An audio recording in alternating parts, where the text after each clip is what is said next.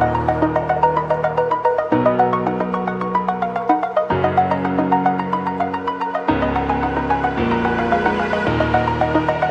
the edge, feel like I'm floating through the air. The pain I felt is paid for, all is said and done. Salam Blender Indonesia, Assalamualaikum warahmatullahi wabarakatuh. Di hari yang berbahagia ini akan saya kenalkan sebuah pupuk buatan dari merek yang terkenal, yaitu salah satunya adalah Pak Tani. Di mana pupuk ini adalah sebuah perpaduan dua unsur hara yang sama-sama besar, yaitu adalah pupuknya adalah MKP. Walaupun sebenarnya MKP ini tidak hanya sekedar dari buatan dari Pak Tani, tapi juga merek lain juga ada. Namun kali ini kita akan review pupuk MKP dari Pak Tani ini yang dikenal Pak Tani dari Saprotan Utama. Di mana bahwa MKP ini memiliki kandungan yang menurut saya adalah sangat besar sekali sebagai supply untuk dua unsur hara, yaitu bahwa MKP atau monokalium fosfat, singkatannya adalah MKP, di mana MKP ini kandungan yang pertama adalah P2O5-nya cukup besar, yaitu adalah 52%, dan K2O-nya adalah 34%. Pupuk ini sangat bagus sekali ketika kita gunakan untuk tanaman-tanaman tertentu, khususnya adalah tanaman-tanaman yang sensitif akan klor. Karena memang sumber kalium yang utama adalah KCl. Ketika kita menggunakan KCl, ada kadar klornya yang sering mengganggu tanaman-tanaman tertentu. Namun untuk kelapa sawit ya nggak ada masalah klornya. Jadi Pak Pendi, MKP, karena ada pertanyaan dari sahabat The Brondel adalah pertanyaan bahwa MKP ini bisa dipakai untuk kelapa sawit ya bisa. Namun memang dari skala harga dengan melihat kondisi ini dan fisik pupuknya yang nanti kita review, memang harganya relatif lebih mahal dibandingkan pupuk-pupuk yang biasanya. Karena harganya yang cukup lumayan ini, maka memang secara fisiknya memang luar biasa, sangat larut sekali dan sempurna. Kita larut, nanti akan kita tes. Nah, kemudian penggunaan dari MKP ini bisa dengan sistem ditabur, bisa disemprot, dan bisa dikocor. Di mana bahwa ditabur ya silakan saja, karena tinggal kita ngitung saja proporsi P2O5-nya adalah 52%, kemudian K2O-nya adalah 34%, maka disesuaikan. Kalau untuk kelapa sawit mungkin bisa saya disarankan adalah untuk tanaman-tanaman tertentu yang dia kekurangan fosfat yang besar sekali. Karena MKP ini mudah larut, maka penyediaan fosfor untuk tanaman kelapa sawit khususnya di pembibitan itu juga sangat bagus sekali. Karena banyak sekali tanah-tanah kita yang memang kekurangan fosfor. Ketika para petani dan para planter semuanya bercocok tanam di daerah-daerah yang memiliki kadar asam yang rendah, di mana kandungan aluminium dan besinya tinggi, misalnya di tanah yang merah, yang tererosi yang sudah tua, yaitu misalnya oksisol dan ultisol, maka MKP ini akan membantu pemberian fosfat yang dengan sangat cepat. Nah, ketika ditabur, bisa ditabur, disemprot lah, dan juga bahwa ini kalau disemprot Pak Pendi berapa, yaitu adalah 2-4 gram per liter air.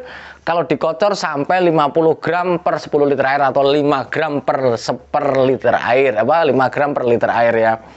Kemudian kalau disemprot juga bisa digunakan sebagai campuran fungisida. Artinya bahwa fungisida yang kita gunakan di pembibitan juga bisa, dan tarafnya yang paling maksimum adalah 1% atau 10 gram per liter air.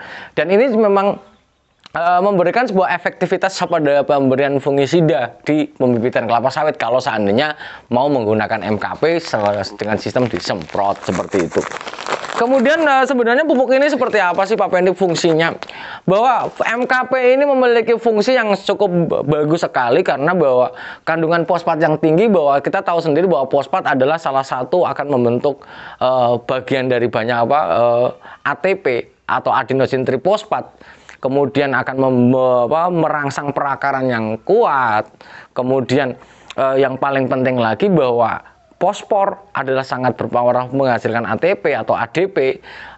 Kemudian ada RNA ini karena dia berpengaruh terhadap penyerapan ataupun kekuatan ataupun tenaga tanaman kita untuk penyerapan unsur hara. Maka bagi tanaman-tanaman yang sudah lama tidak sudah ditanam kok tidak up, artinya tidak pertumbuhannya tidak optimal, maka bisa gunakan MKP ini. Karena MKP sekali lagi kadarnya adalah P2O5-nya 52% dan sangat larut sekali. Kemudian merangsang perakaran, ini fungsinya merangsang pembungaan. Jadi pembungaan ini karena ada kaliumnya juga tinggi, dan fosfor juga sangat membantu di dalam kemampuan menahan bunganya. Ketika pembentukan bunga dan buah, maka dia memang tidak menjaga bunga dan buah tidak rontok. Nah, ini mungkin bagi daerah-daerah tertentu yang sering mengalami kerontokan, maka bisa digunakan MKP ini. Meningkatkan daya tahan tubuh terhadap penyakit karena memang perangsangan akar yang kuat menjadikan tanaman kita sehat, dan cenderung memang kalau yang sehat maka ya penyakit ya lewat, tidak akan pernah akan hinggap, tapi prosentasenya relatif lebih sedikit dibandingkan tanaman-tanaman yang memang pertumbuhannya kurang optimal. Lah, tanpa berlama-lama kita tes dulu seperti apa bentuknya.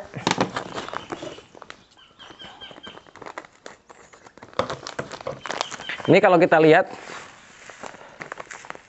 bentuknya adalah kristal putih sekali, ini lembut banget, putih, kemudian bentuknya tidak membulat tapi hampir kayak kayak gula ya campurannya. Jadi di sini ada kristal putih dan kristal beningnya adalah sangat-sangat seragam. Ini salah satu ciri khas pupuk yang memiliki bahan pengikat yang sangat baik, maka jujur harganya agak relatif lebih mahal. Kemudian kalau kita larutkan maka akan sangat larut sekali. Kita buktikan nanti. Ini kita masukkan, kita contohkan tes kelarutannya seperti apa. Ini air mentah ya, air biasa. Kalau kurang banyak, ini kita masukkan hampir segenggam.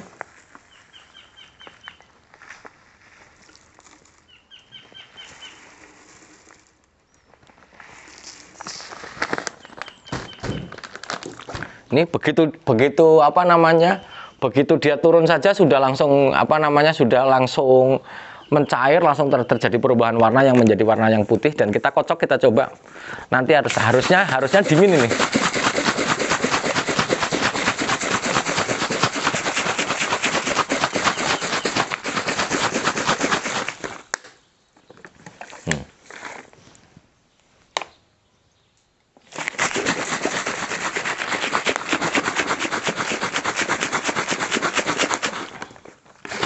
Nah, ini setelah kita kotak sebentar saja, maka kalau dilihat buihnya nggak ada dan memang terlarut sempurna, maka MKP ini juga banyak digunakan untuk campuran nutrisi hidroponik katanya di dalam kemasannya. Ya wajar, karena memang dia soluble banget ya. Nah, ini yang paling pasti karena memang memiliki kandungan P2O5, K2O-nya adalah 34%, maka ketika larutan di sini tetap harus ada rasa-rasa dingin ini. Tapi dinginnya memang nggak seperti KCl ataupun urea, tapi dia tetap dingin. Ini menandakan bahwa kandungannya sangat baik, 34%. Karena kalau misalnya KCl itu kandungannya 60%, kalau dingin kemarin sampai mengembun ya. Ini nggak sampai mengembun tapi tetap dingin. Nah, ini tinggal kita gunakan. Artinya bahwa pupuk ini sangat larut sekali. Kemarin udah kita sampaikan bahwa ketika pupuk itu sangat larut, maka sangat mudah diserap unsur hara. Diserap oleh tanaman itu sendiri. Unsur haranya akan mudah diserap oleh tanaman. Jadi MKP ini menurut The Brondol adalah sangat direkomendasikan bagi tanaman-tanaman yang memang memiliki kendala penyediaan unsur fosfor yang rendah. Karena bahwa kekurangan fosfor itu sekali lagi sangat susah dideteksi. Kegagalan ataupun misalnya fosfor ini memang jarang digunakan, apalagi masyarakat umum, petani kelapa sawit yang mungkin masih jauh dari informasi bahwa pupuk yang paling banyak digunakan adalah urea KCl, fosfatnya lupa lah. Kadang-kadang pertumbuhannya tidak optimal.